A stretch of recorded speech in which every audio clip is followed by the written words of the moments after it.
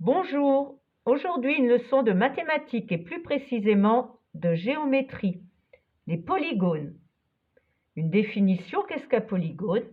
C'est une figure plane, fermée par des segments de droite. Dans les exemples ci-dessous, on va rechercher les polygones. Cette figure, d'après toi, est-ce un polygone? Oui, Pourquoi? car elle est formée par des segments de droite. Très bien.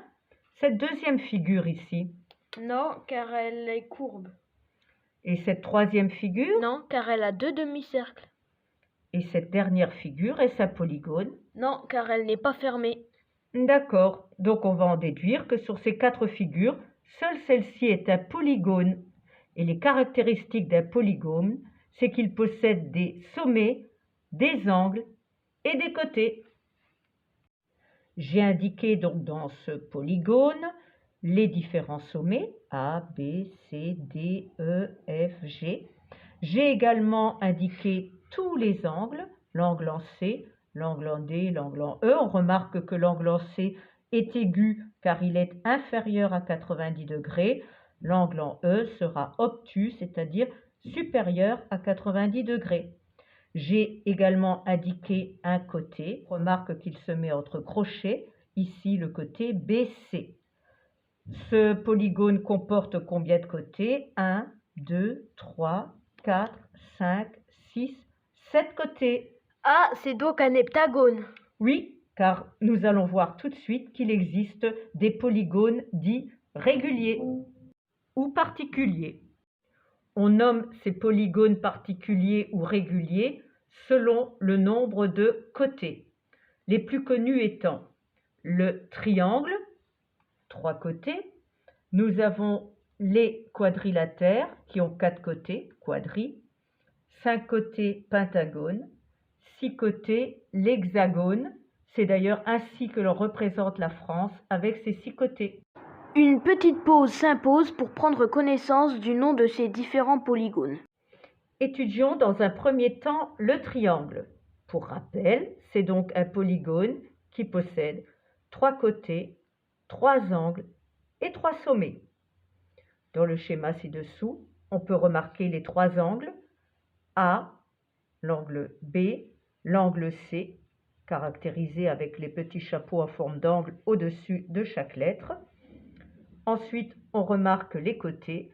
Nous avons le côté AB, le côté AC et le côté CB.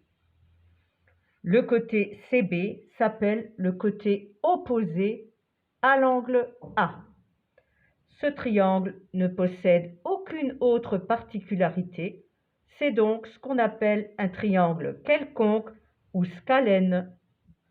Il existe des triangles particuliers. Dans un premier temps, étudions le triangle isocèle, soit un triangle isocèle de base BC égale 7 cm et de côté AB et AC de 5 cm.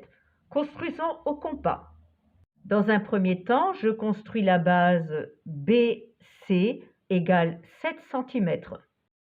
On place alors le compas en B d'un écart de 5 cm.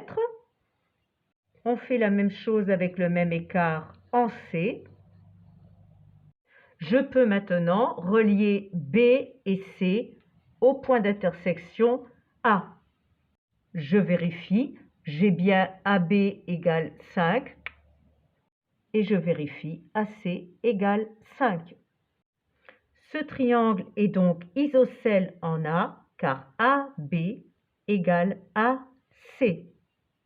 Pour conclure, un triangle isocèle a deux côtés égaux, ici, et il a également à la base ces deux angles égaux B égale C. Voyons à présent le triangle équilatéral. Une petite définition, c'est un polygone dont les trois côtés sont de même longueur, comme l'indique la racine équi égale. Construisons à présent au compas un triangle équilatéral de 5 cm de côté. Dans un premier temps, je trace un segment de 5 cm de côté, Puis avec le compas, avec un écart de 5 cm, je trace un arc de cercle. Puis on fait exactement de la même chose avec le même écart en C. L'intersection de ces deux arcs de cercle me donne le point A. Je vérifie, AB égale 5 cm, AC égale 5 cm, tout comme BC. Donc le côté AB égale le côté AC égale le côté BC. Un triangle équilatéral a 3 côtés égaux et 3 angles égaux. Souvenez-vous, je vous avais dit que le total des angles dans un triangle fait toujours 180 degrés. Comme ici nous avons 3 angles égaux, chaque angle mesure 180 degrés divisé par 3, nous aurons 60 degrés pour chaque angle. Autre triangle particulier, le triangle rectangle. Une petite définition, c'est un polygone qui a deux côtés perpendiculaires, c'est-à-dire qui forment un angle droit. Un angle droit est un angle de 90 degrés. Nous allons vous montrer comment construire un triangle rectangle à l'aide d'une équerre.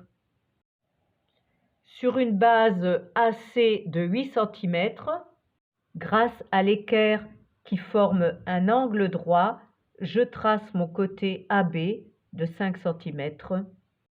En reliant les points B et C, j'obtiens un triangle rectangle en A, car AB est perpendiculaire à AC. AB perpendiculaire à AC. À savoir et à retenir, un triangle rectangle est la moitié d'un rectangle, comme on peut le constater ici sur ma figure que j'ai complétée avec des tirets. Et quelque chose de très important qui nous servira longtemps en mathématiques, le côté opposé à l'angle droit s'appelle l'hypoténuse. Un dernier triangle particulier, c'est le triangle rectangle isocèle. Qu'est-ce qu'un triangle rectangle isocèle? C'est un triangle qui possède un angle droit et deux côtés égaux.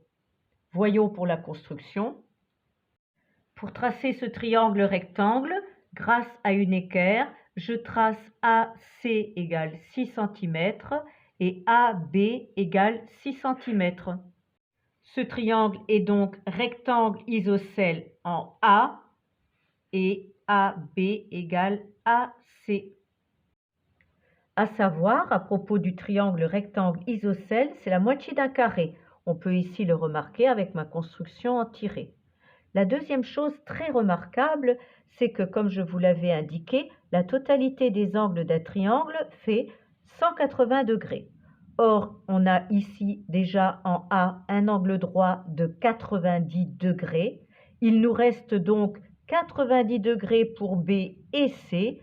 Comme ils sont égaux, je divise donc 90 degrés par 2. J'ai donc ici un angle de 45 degrés égal à cet angle de 45 degrés, avec ici l'angle toujours en A de 90 degrés. La somme fait bien 180 degrés. Et voilà, cette leçon sur les polygones et les triangles se termine maintenant. Elle pourra être complétée une prochaine fois à propos des droites remarquables que l'on peut construire à l'intérieur des triangles. À bientôt pour une prochaine leçon. Ciao! Et comme toujours, un bêtisier. Ici le côté BC, le côté AB. Donc je compte le nombre de côtés de ce pentagone, de ce polygone. 3, 4, 5, 6, 7 côtés. Ah, c'est donc un heptagone. Ces polygones particuliers ou réguliers ont voulu faire des côtés égaux. J'ai donc mis dans mon copain... Non.